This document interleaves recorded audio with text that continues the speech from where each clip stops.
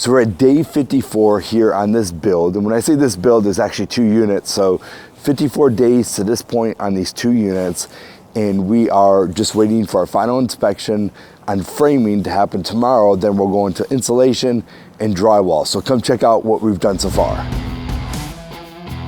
All right, so we're here in the main part of the house. We've got the living room here, the kitchen here, everything's drawn out. So the day that the framer is finished, the next step that we do is we get ready for our trades, our plumbers, our electricians, our mechanical contractors.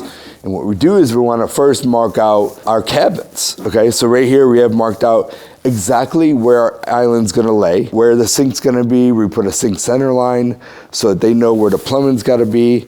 Right here it's just gonna be a trash.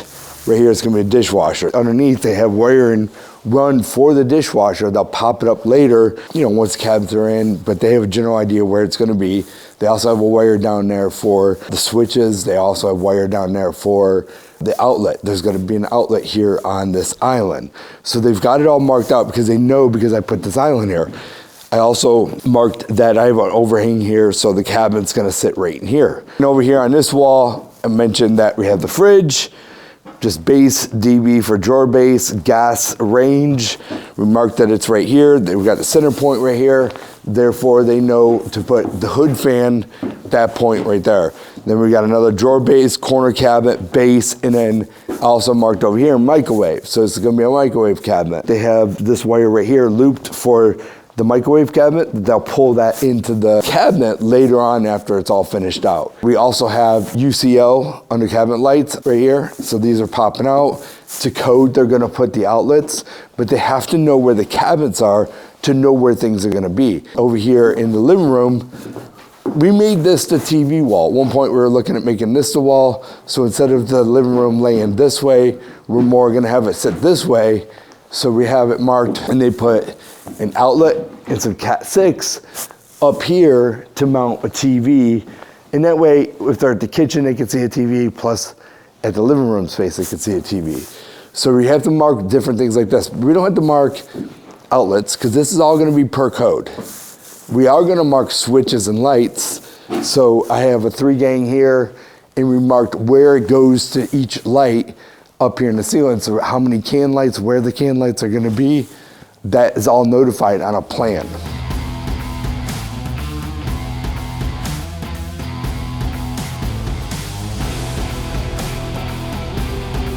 Also have a meeting with the mechanical contractor on site just to make sure that where they're gonna put everything is where we want everything. So some of the things that we discuss is our fresh air returns, like the one above my head right here. We didn't want it to be in the middle of the living space, but we wanted to kind of like cover this entire area. We also have our thermostat right here below that. In this bathroom, the powder room, basically we just marked that we have a pedestal here, which we're actually gonna do a wall mount, and they put blocking for that wall mount, and then the toilet over in here. We provided this closet right here for our plumber so that we can have our main shut off for the house, for our water spigots, and all the rest of the water shut off.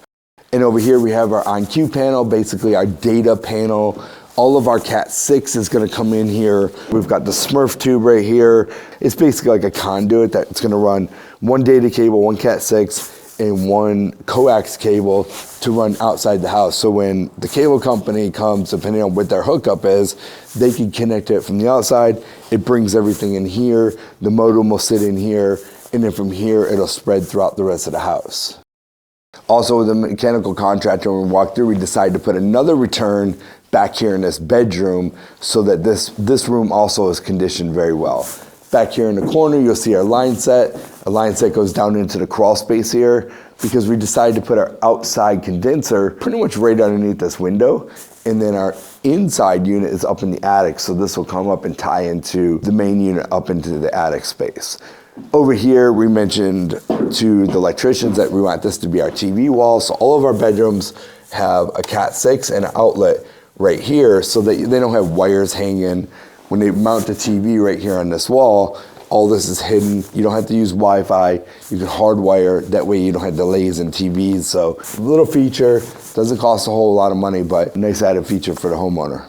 So in this bathroom, we're gonna have a drawer base on each side, sink base in the center, remarked for the plumbers, the center line for the sink, regame the center line for the toilet, and then noted that the tub was gonna be over here, and also noted that we wanted to make sure, even though all this stuff is on the plans, the only thing that we really needed to do was put the center line for the sink. I'd like to put all these other things just to make sure that we're on the same page. But we also noted that the water lines, the faucets and everything are gonna be on the left side on this particular tub here. So I don't want them to accidentally bring the wrong tub, ends up being on this side and then we have a problem down the road. I'd like to note all this stuff at this point. Also, if you notice on the ground here, blue, big arrow running, it just says drain. Basically what I'm doing is there's a big pipe in the wall right here, big drain line in the wall right here. And I just want to make sure that the drywall guys, they're conscious.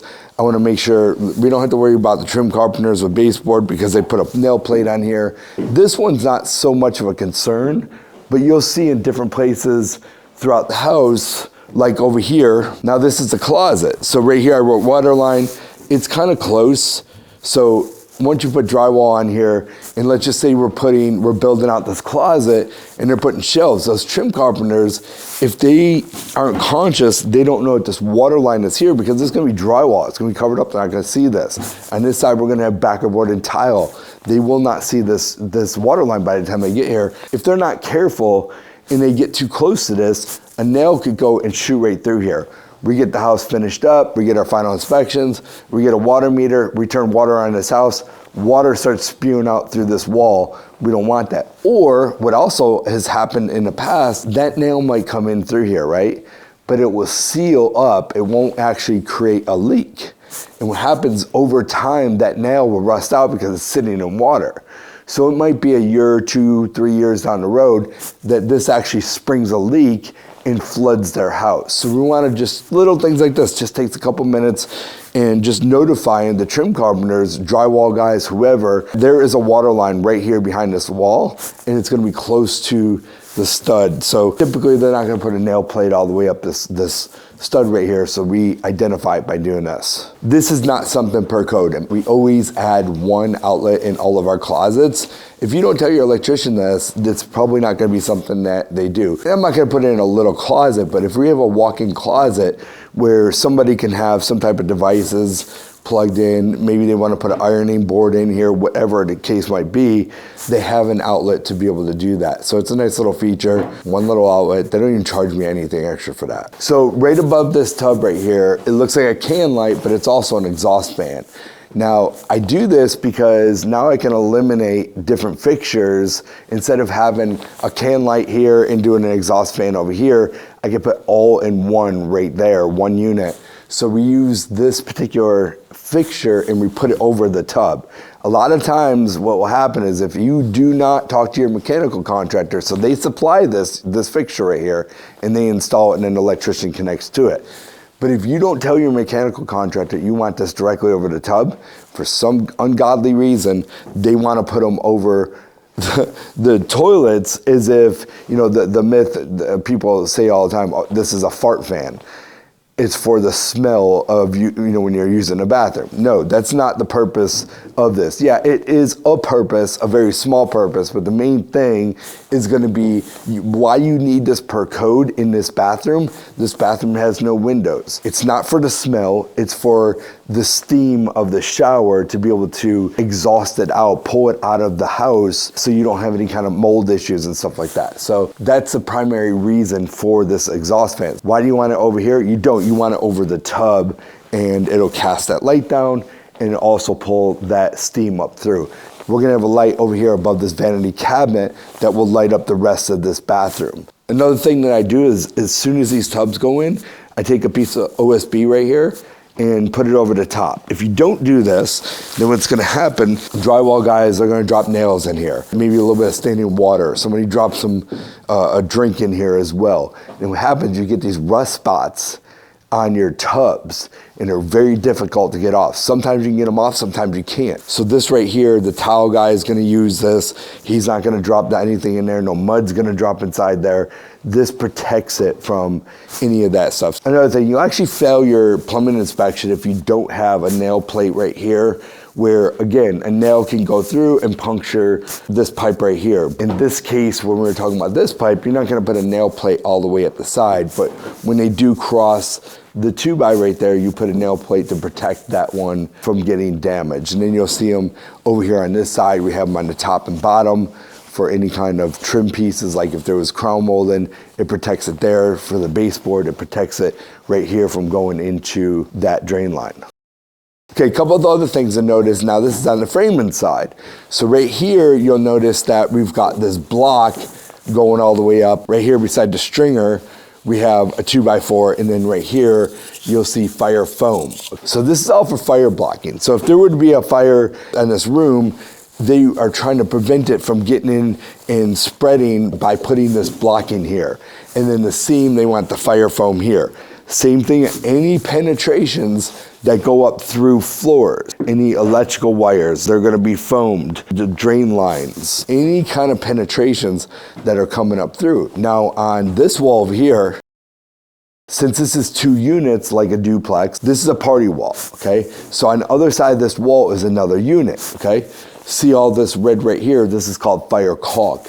Every single one of these seams are fire caulked to make sure, and along down the edge, we have all these extra precautions to make sure that fires aren't entering into this other unit. It basically is gonna slow it down. It's not gonna stop it, but it's gonna slow it down so that it doesn't spread into the side. It gives it enough time for them to get out of the house, get the safety. That's the idea of this whole thing right here. Fire is fed by oxygen, okay? So if you don't have this foamed up, just that little hole right there will pull oxygen through and start to really get that fire going even more. So this right here is another way to slow down any kind of potential fires. The day that framing is finishing, we come in and we mark out the cabinets, we mark out any kind of special lighting where we want them, or different outlets. We might mark out different things with the mechanical, where we want things. We're gonna walk with those contractors. The cabinets mark where the plumbing is going. The other thing that we're doing is we're marking out our door swings. So the way door swings work is this. I've heard so many people talk about like the way you grab a handle, all that. That's all wrong. There's one easy way to mark how a door will swing.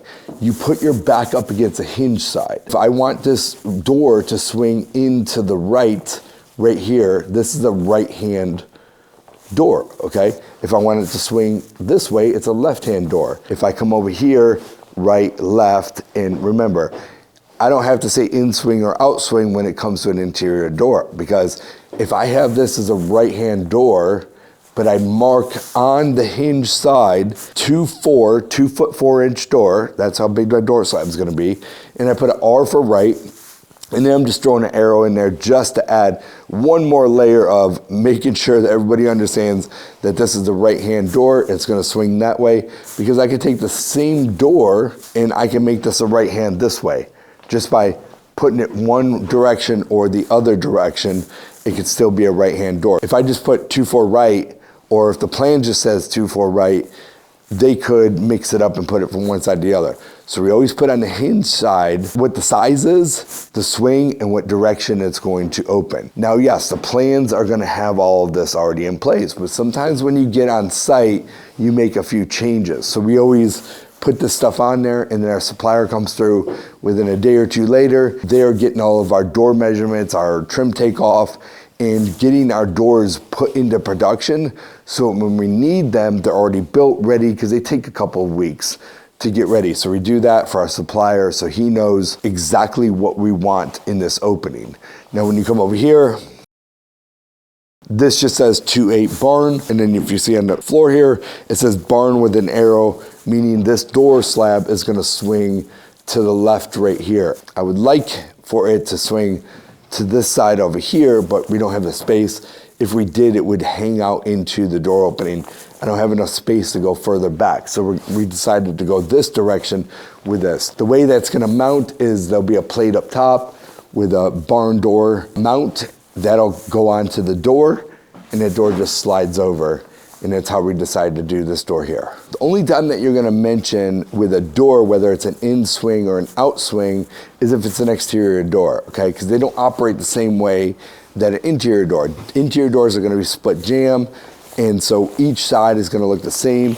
You can flip-flop it, doesn't make any difference whatsoever. Now on this right here, for safety purposes, this door is gonna be a left-hand in swing. Now, where I say safety purposes is the way these hinges are gonna be. If these hinges were on the outside, then someone could just pop these pins, take the door off, and break into the house real easy. So that's why you have to notify whether this is gonna be an in-swing or out-swing because of the way they build the door. And on the inside, you're gonna have interior trim casing. On the exterior, you're typically gonna have what's called a brick mold. A couple other things to note and mention that need to be done before you get your framing inspection passed is they're gonna do all this draft stop. So they're gonna put this foam inside the jambs of the windows. As you see down here at the bottom plate, you've got it between the two top plates. There's multiple different areas that they're gonna put this particular material to stop any kind of drafts from coming inside. So this is all part of code. They will not pass the inspection unless you have all this stuff in place. They're doing that before you do insulation. So as far as your framing goes, if you notice, we've got a lot of lumber right here, a lot of support right there. There's a lot of load falling in right here. And what's happening is we've got this opening right here. And so the way the code works is every 2 feet of opening, we have to have one of these jacks here. So in this case, it's right at about 7 feet. So it falls into between 6 and 8. So you have to have 4. So we have 4 jacks and then we have 4 kings. The jacks sit underneath the header here. The kings will sit up beside that header right there. And then see the strapping, it all has to be strapped. And when this comes in play is when you have more than 3 studs. If you just have 3 studs, you don't need this. And the reason being is because you could take a 16 penny nail, a framing nail, and shoot this through and it will hit those 2 2x4s. And then again on this side, so it can hit it. If you go 4, it's not gonna hit and be able to tie all of that together. So anything more than 3 studs, you have to put the strapping. And whenever there's any kind of strapping, any kind of metal, when it comes to framing, every single hole needs to be filled. And it not only needs to be filled, it needs to be nailed in with a specific, what we call a hanger nail, that has to go in every single one of these holes right here. If you notice this window's a little bit smaller, it's a double, that one's a triple. This opening is a little bit less. This one only requires 3 jacks and 3 kings. Then when you come over to the single windows, this one actually, being a smaller window, this one only needs 1 jack with 2 kings. You see there's no strapping because we have 3. They could shoot nails on both sides of the stud. So right above my head, we have the attic pull-down door. This gets missed a lot. You want to make sure that when you're building your plan on paper, that you identify where this is gonna be. You gotta make sure that your framing's running in the right direction. I'm in the laundry room, and sometimes the architect will miss this and not note that this needs to be a 2x6 wall. And they did in this particular case. So the framers put a 2x4 wall. We actually had them fur it out another 1.5 inches to make it a 2x6 wall because of all this plumbing and drainage and piping and venting and stuff that you have in this wall. You need the extra depth to make sure that everything fits within there. If it's not marked in your plans, the architect forgot to put this in there. You know, always look for this. If you forget it, make sure that it's done on site. Right here, we have a pocket door assembly. That's what this metal's for. I'm not a huge fan of pocket doors because they can have some problems if they're not, you know, things aren't done right in the beginning, and then sometimes you have to take drywall off or trim pieces off to really get them fixed. So you want to make sure you have a good trim carpenter that knows how to do all this stuff, constantly keeping up with hardware. There's a couple of things that you can do with it. You can take it and put it up in the attic somewhere, hide it, put it somewhere in the house where in the crawl space. In this particular case, we put them in the job box, the inspection permit box. We have them hidden inside there so that they don't disappear, because then they go to trim them out and they're not there, then you're running around trying to get these hardware kits. So you want to make sure that you do something with these hardware kits. Always check your openings on every single one of your doors, whether it's a pocket door, barn door, swing door, and make sure that, you know, when you're walking through your plans, in this particular case, the framers actually made this 3.0. So when guys came through here, they wrote 3.0.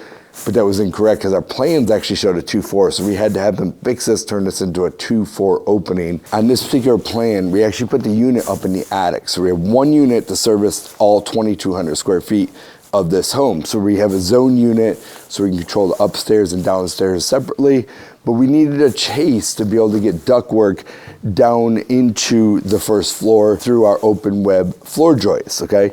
So when we designed this home on paper, made sure that we put this chase in here. Came in here with the mechanical contractors, we figured that we actually needed one more chase. So we were looking, where is a good place to put a chase? Went into the master closet, and we added a chase right here. So now this is able to service everything. If I build this plan again, I'll make sure that I add this chase here on the plans. Therefore, we already have it set up for them. We know that we're gonna need it, so we'll actually have that in place, which is fine. We'll be able to just take and slide it of the closet right into this wall right here. It doesn't really hurt anything, it doesn't take away anything.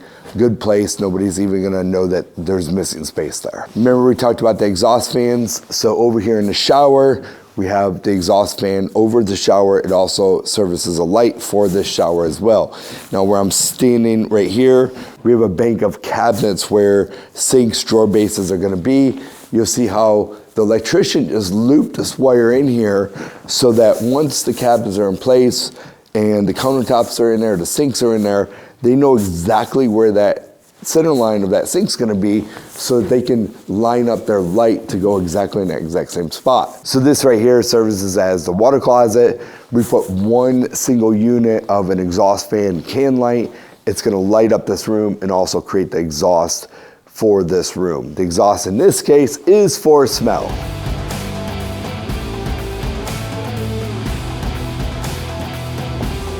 Okay, so now we're right outside of the master bedroom.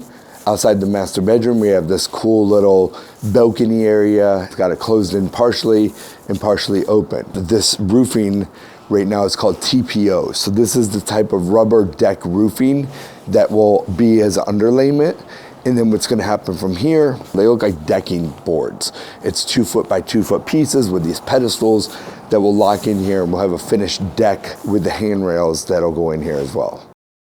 Good Lord, it was cold out there. So on top of it actually being cold out there, temperature, being all bundled up, I was suffering from a cold, sore throat, lost my voice, but it was very important that we shot that video then. So no matter how I felt, how cold it was, that was important. I had that one small window where I had to get in there, shoot that video, give you all this information because we were getting ready to hang drywall. Now drywall's up, painting ceilings, we're priming the walls and tiles going in here in just a couple of days and then cabinets behind that. So I had this short window to go ahead and do that to make sure that I got this information for you. So I hope you enjoyed that video. I think this is a video you probably want to watch a few times, really take down some notes and understand. This is going to make you a better, more efficient, more quality orientated builder, because the point of that whole video was to show you things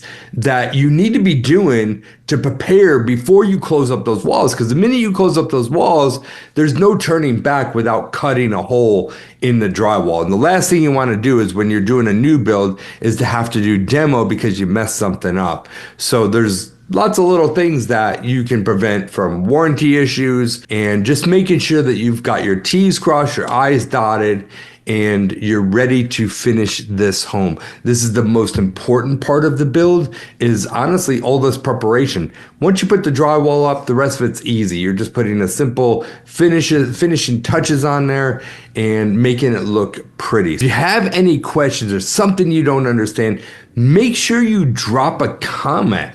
Let me know what you're thinking. This will help me make better videos for you. If you need more assistance, you can always shoot us an email at info@homebuildingbp.com. If you haven't subscribed to our channel, make sure you hit that subscribe button and hit the bell to be notified every time we drop a new video. So I look forward to seeing you on the next video. I hope you enjoyed that one. We'll see you in the next one.